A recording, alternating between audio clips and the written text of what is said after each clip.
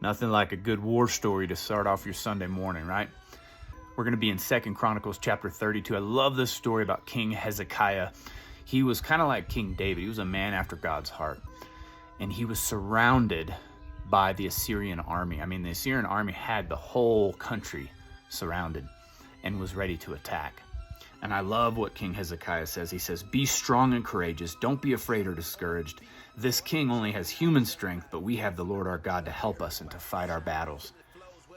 So he was putting his faith and his trust in God and not just looking at what was around him. And I love that he makes preparations in faith. So instead of cowering to this king and surrendering like all the other neighboring countries did, he cuts off the Assyrians' water supply. He starts having the Israelites fortify the walls around the city. He starts getting his troops ready and getting their weapons ready to fight. And then he does the best thing he could possibly do, which is he gets humble and he cries out to God for help.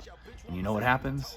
God shows up, right? The Assyrian king the whole time is taunting the Israelites and talking about how their God is like all the other gods of all the other countries that have come before him, and that the Assyrians are going to conquer the Israelites because their God isn't real. And he's taunting them. He's accusing them, right? He's belittling them.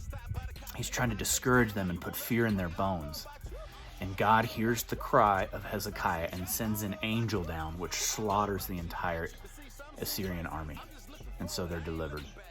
And this made me think about a bunch of things. First of all, it's good to be humble. We need to be humble, and we need to constantly cry out to God.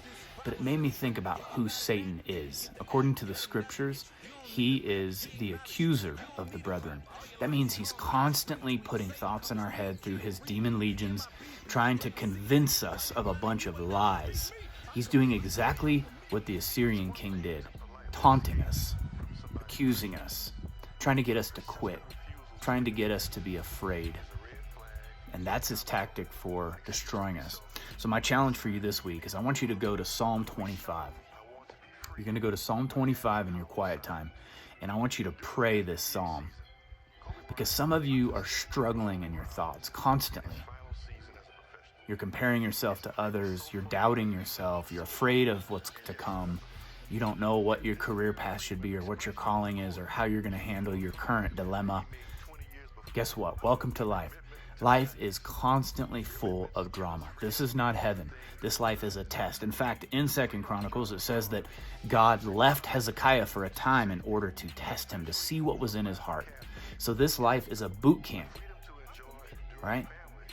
And our goal here, our job, is to glorify God, to seek his face, to trust him. And in the meantime, we have an enemy who's constantly sowing really horrible thoughts into our mind. And that's why it says we need to take every thought captive and make it obedient to Christ. And how do we fight? We get humble and we cry out to God. So my challenge for you this week is test your thought life. Are you listening to the accusations of the enemy?